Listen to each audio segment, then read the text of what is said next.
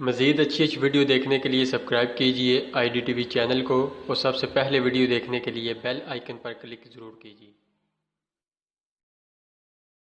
اعوذ باللہ من الشیطان الرجیم، بسم اللہ الرحمن الرحیم۔ ناظرین، آپ دیکھ رہے ہیں IDTV اور ہمارا چینل آپ کو اچھی اسلامک معلوماتی ویڈیوز فراہم کرتا ہے۔ ہمارے چینل کو سبسکرائب کرنا نہ بھولیے اور جو ویڈیوز آپ تک پہنچتی ہیں ان کو سن کے آگے شیئر کرنے کی ضرور کوشش کیجیے تاکہ آپ کے لیے بھی کار خیر کا سبب بنے۔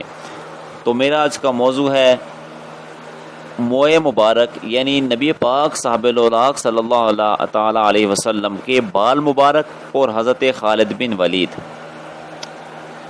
تو ناظرین، حضرت خالد بن ولید سیف اللہ رضی اللہ تعالیٰ عنہ کی ٹوپی میں حضور صلی اللہ علیہ وسلم کے چند موئے مبارک تھے، تو اتفاقاً وہ ٹوپی کسی جہاد میں گر گئی۔ اس کو اٹھانے کی جناب خالد رضی اللہ تعالیٰ عنہ نے بہت کوشش کی اور اس سلسلے میں چند صحابہ بھی شہید ہوئے۔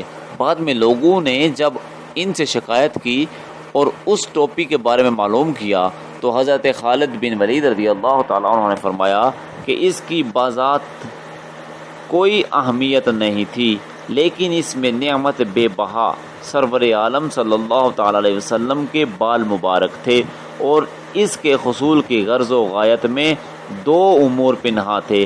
ایک تو یہ کہ وہ ٹوپی کفار و مشرکین کے ہاتھ نہ لگ جائے، اور دوسرا یہ کہ میں ان موئے مبارک یعنی بال مبارک کی برکتوں سے محروم نہ ہو جاؤں۔